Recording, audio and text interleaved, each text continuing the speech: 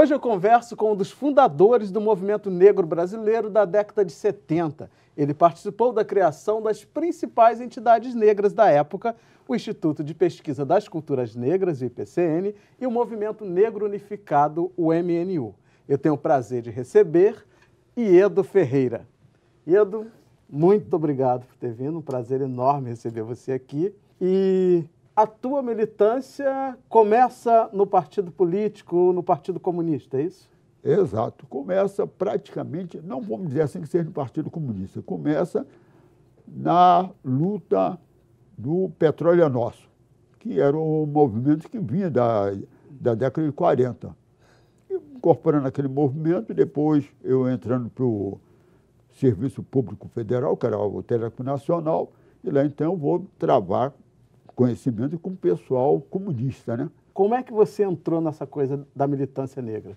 O que acontece é o seguinte, quando chegou em 64, houve o golpe militar. Então, com o golpe militar, eu era do Telecom Nacional. Então, eles me baniram para Chapecó, depois me baniram para Pato Branco, e depois eu consegui regressar para o Rio de Janeiro, e eu praticamente, quando a gente é desligado, a gente praticamente fica sem fazer coisa nenhuma. Então, não tinha nada para fazer, então eu vi duas coisas. Primeiro, já que não estou fazendo nada, eu vou estudar. Aí eu fui estudar para poder entrar para o UFRJ e tal. Você foi estudar matemática? Eu fui estudar matemática. Aí eu vou travar conhecimento com alguns negros que falavam sobre... Mas foi na universidade que você teve esse contato com a questão racial? Primeiro, diretamente, foi em 68, quando os Osmo e outros atores... Bobô e outros atores fizeram ali no Largo do Boticário, quer dizer, eles fizeram a apresentação em memória do sargento de milícia. E eu estava fazendo o vestibular. Então, o companheiro que estava estudando comigo falou, pô, vamos lá assistir e tal. Eu fui lá assistir, aí eu não entendi nada, aquela negrada ali, eram 4 brancos carregando um negro na liteira lá em cima e tal. Eu falei, pô, que negócio é esse e tal? E olha que eu já estava com 30 e poucos anos, né?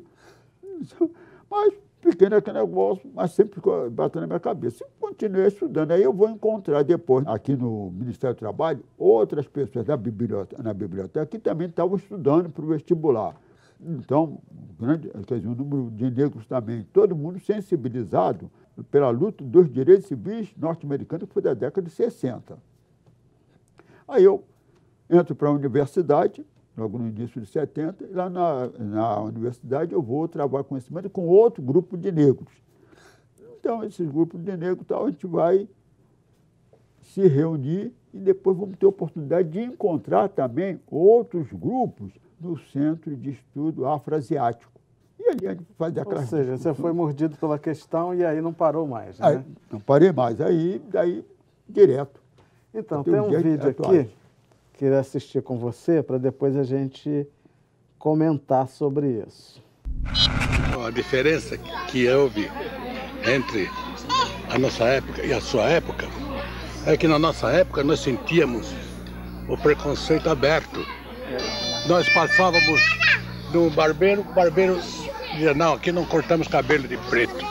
Não tinha essa coisa como eles dizem, hoje os fregueses aqui não querem. Não, nós dizíamos logo, não, cortamos de preto e acabou. E preto lá no restaurante, escuta, vocês vão comer lá na Baixada, porque aqui o patrão não quer preto.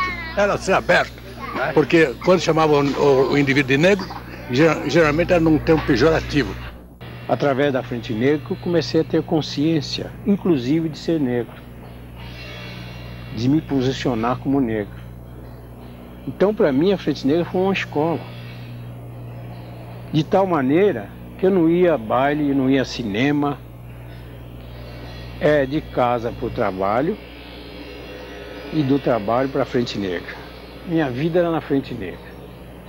Incorporei a Frente Negra nas minhas ideias, no meu modo de vida. Achava que é uma escola, aprendi demais na Frente Negra. Intelectuais tinham medo de se misturar com a Frente Negra e que a Frente Negra pudesse macular os seus títulos, né? É muito comum você encontrar gente, negro intelectual, professores e advogados negros da época que não queria saber nada, com os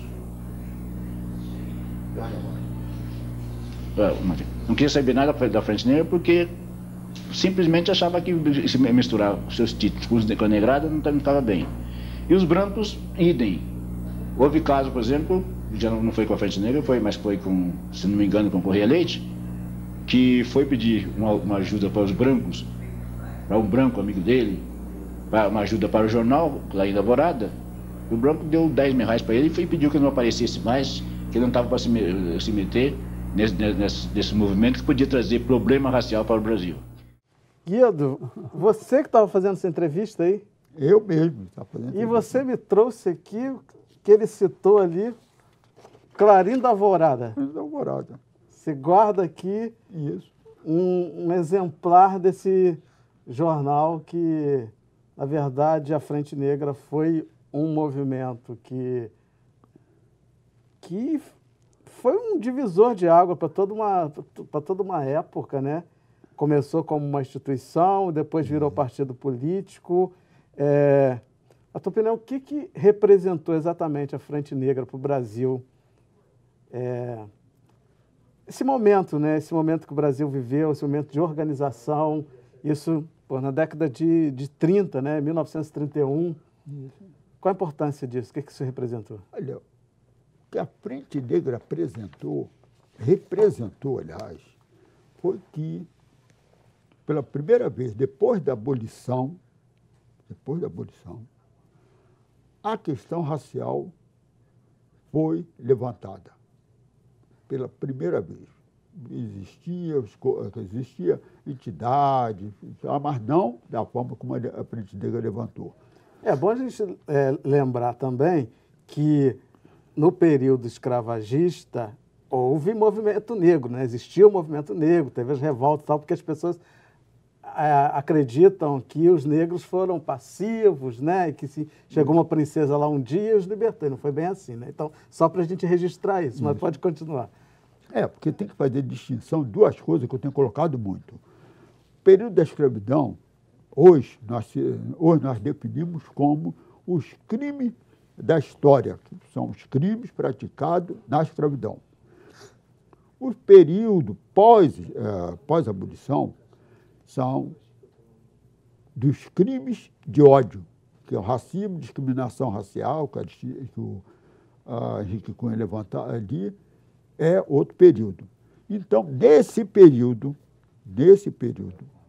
do crime de ódio, então a Frente Negra levanta a questão racial. Como que ela levanta a questão racial? Na sua forma de organização e num dado importante, que foi colocar o título de negro, se assumir como negro. Que ninguém se assumia como negro. Mas é aí que houve essa ressignificação do termo negro, foi exatamente nessa época? Nessa época, porque a Frente Negra, você vê o seguinte, o que acontece? Ele se assume como negro, coloca... Que era um termo extremamente pejorativo. Isso, né? Coloca como negro as suas entidades, quer dizer, Frente Negra, Legião Negra, Centro Negro de Cultura e Social, fundado pelo Correia Leite. Então, era o início da construção de uma identidade individual negra. E isso a Frente Negra fez. Que nós, 40, 50 anos, 60 anos, hoje, estamos dando continuidade, como nos assumindo como negro. Não temos a identidade coletiva, que é de povo negro, mas temos a identidade individual de negro. O que falta é construir essa identidade coletiva de povo negro. Agora, é uma coisa que me chama a atenção, que ele relata aqui nesse vídeo, que naquela época, naquele momento, né, o ódio era muito presente, né? A coisa não era velada, né? Então, você não pode entrar aqui porque você é negro, você não pode isso porque você é negro. Isso você acredita que foi fundamental para que esses negros se organizassem? As pessoas, esse é um problema, essa é uma questão da qual eu estou até escrevendo, mostrando o seguinte. Embora as pessoas não saibam, pelo menos não façam a vinculação, Quando a Revolução de 30 ela chegou, ela baixa o seu primeiro decreto.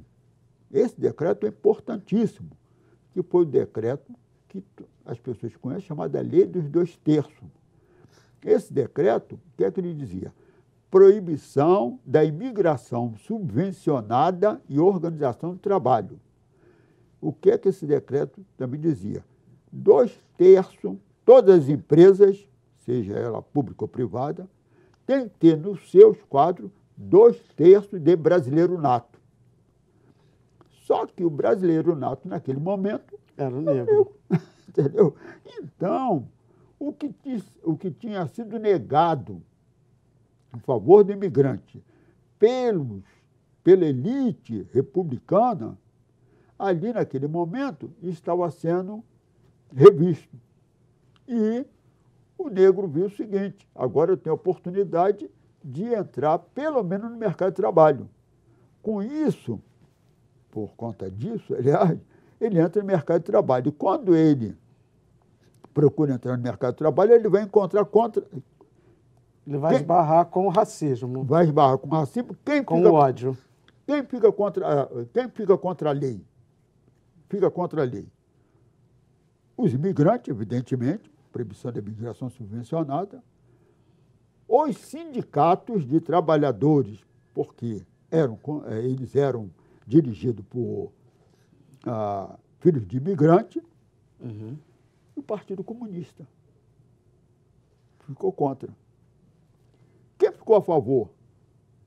Os intelectuais de São Paulo, que viviam em São Paulo, intelectuais, entre eles Miguel Reale, D. Helder Câmara, que eles diziam que o negro tinha que ser integralizado, sim, na sociedade. O negro tinha que ser integrado na sociedade. Então, nesse momento, naquele borburinho todo da Revolução, você vê a Frente Negra levantando a questão racial e os intelectuais, não é isso? Levantando uma questão que poucas pessoas levam em conta, a questão nacional, porque eles diziam o negro tem que ser integrado na sociedade porque ele está fora, ele e o indígena. Então, daí vai surgir, porque as pessoas sabem disso também, integração, o integralismo. Edu, a gente vai falar isso daqui. A gente vai continuar esse papo, que está bastante interessante no próximo bloco. Eu vou ter que ir para o intervalo, mas já já eu estou de volta.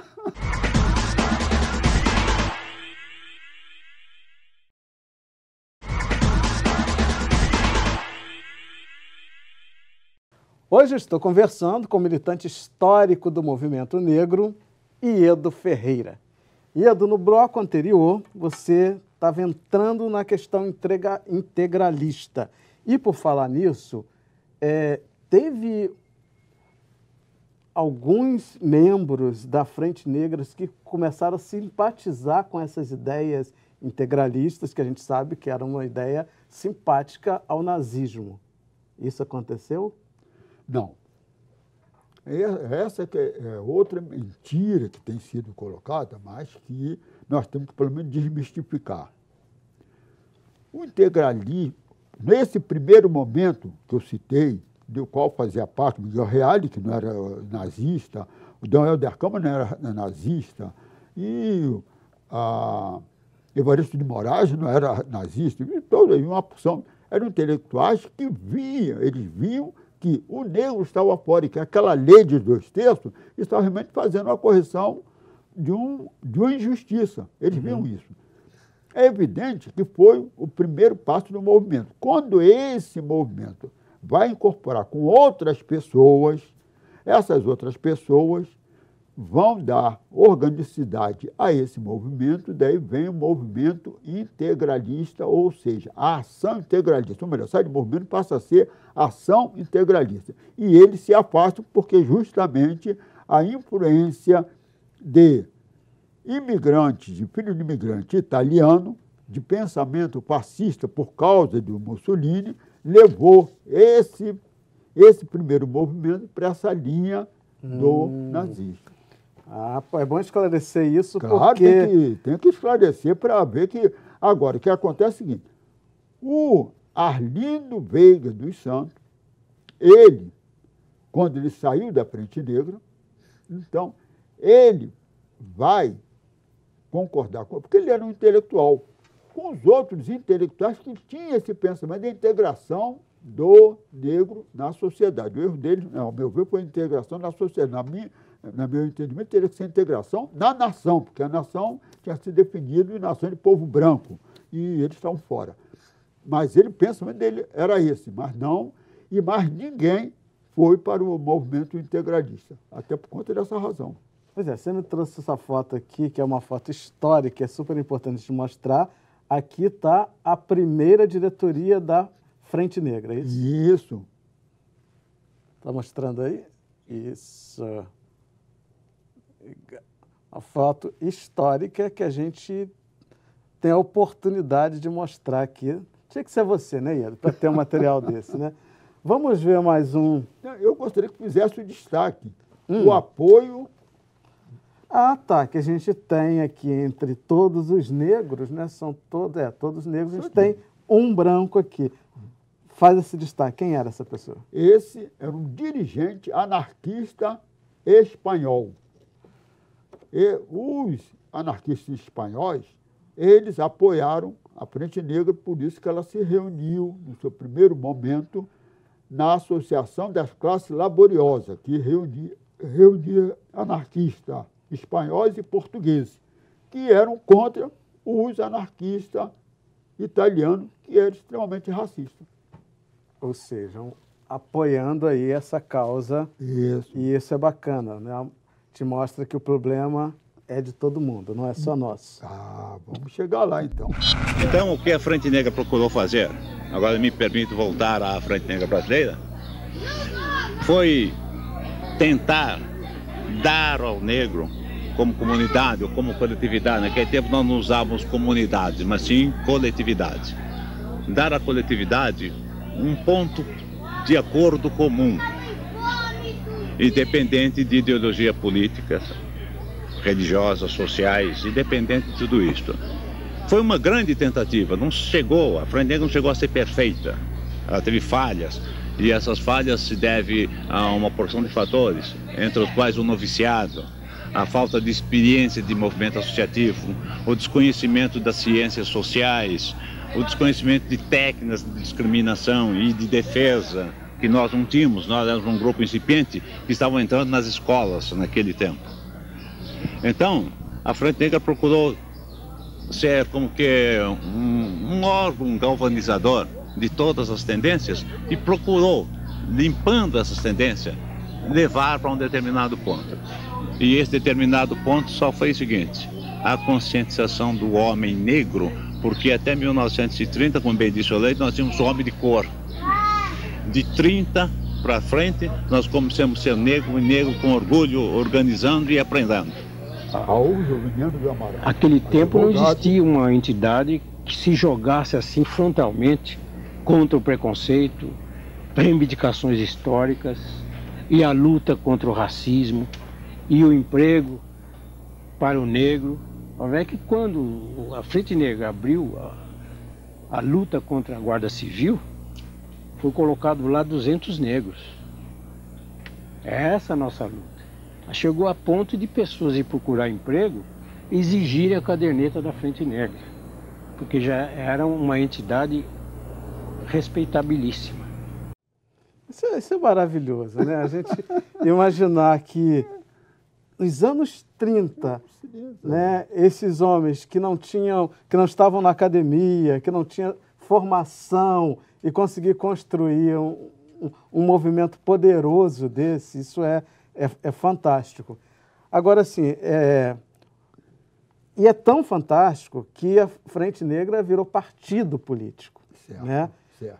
Aí eu fico imaginando, hoje se tem tanta resistência, ainda hoje, quando a gente fala em racismo, tem muita gente que diz que não é bem assim, que é mimimi, que o problema é social. Imagina nessa época como esses homens conseguiram, né, fundar um partido negro. Infelizmente, só durou um ano, né? Porque aí veio o golpe, o Estado Novo e foram destituídos os partidos. E agora você acha que, se não tivesse acontecido o golpe, qual seria a nossa situação hoje, tendo como base, lá no passado, um partido negro?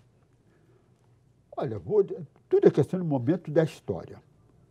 Naquele momento, evidentemente, vamos dizer, em 1937, um partido do negro, naquele momento, evidentemente, iria mobilizar o negro em todo o Brasil.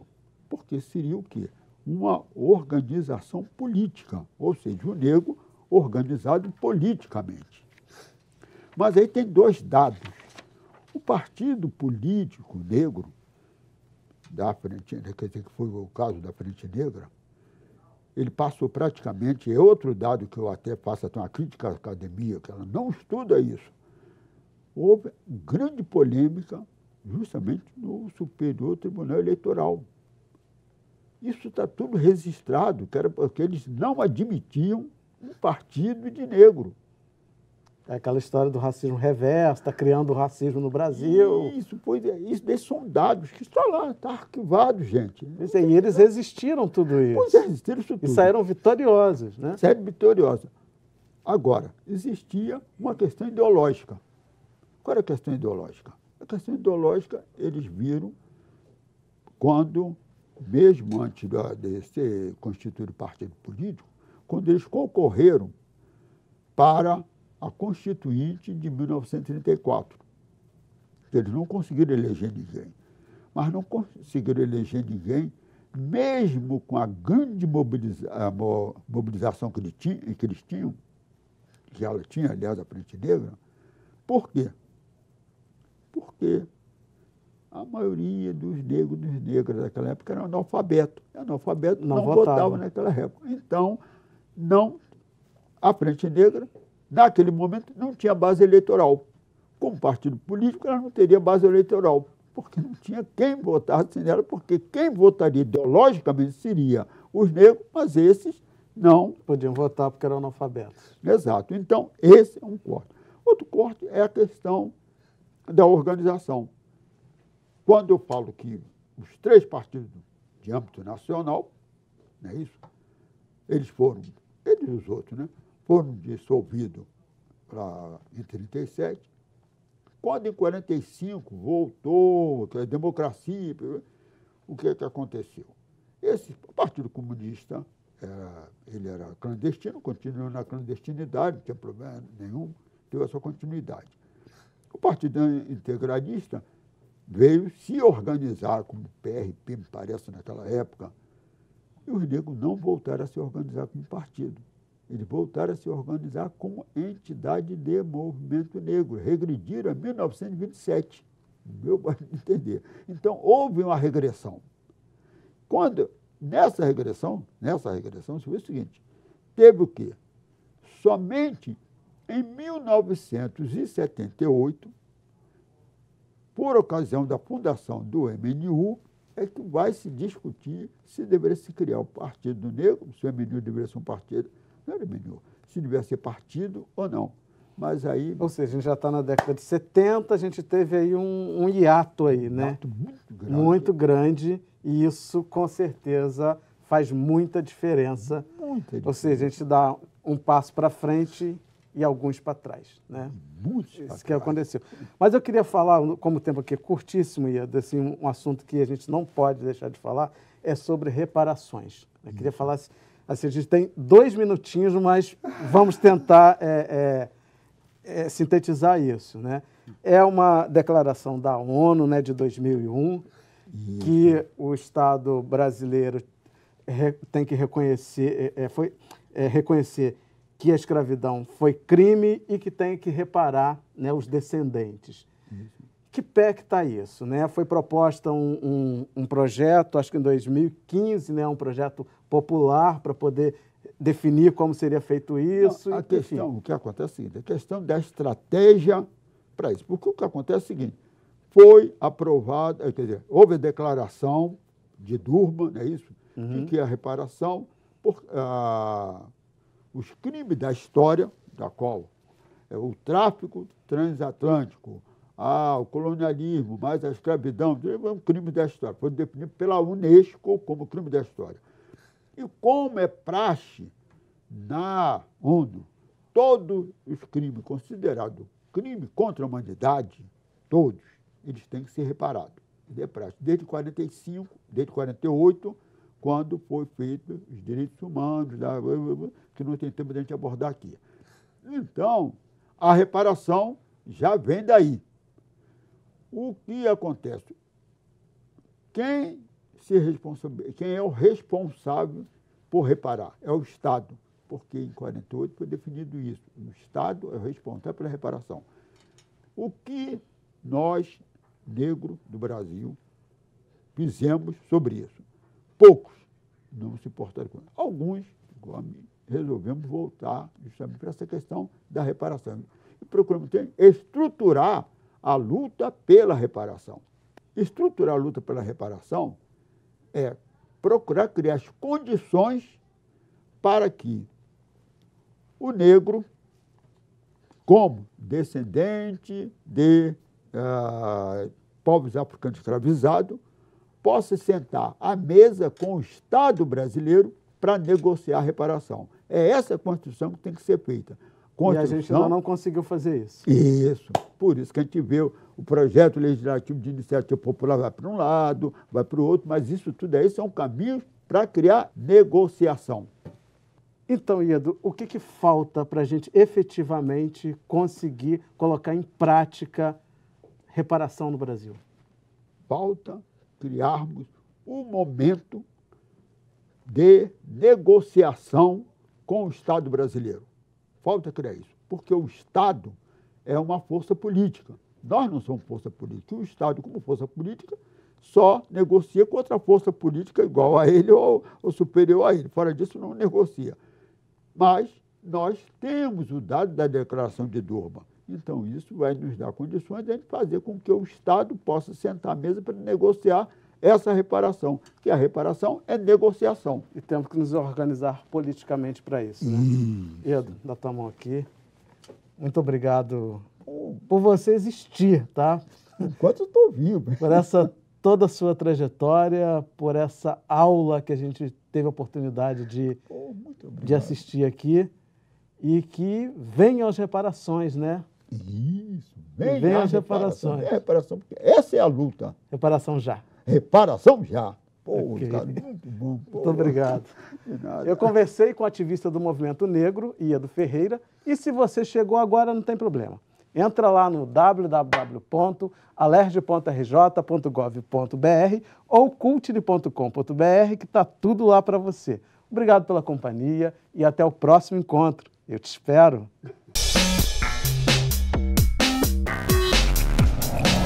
O hip hop é a nova geração da luta dos direitos das mulheres negras, dos homens negros, dos pobres, das coisas que são problemas reais no mundo.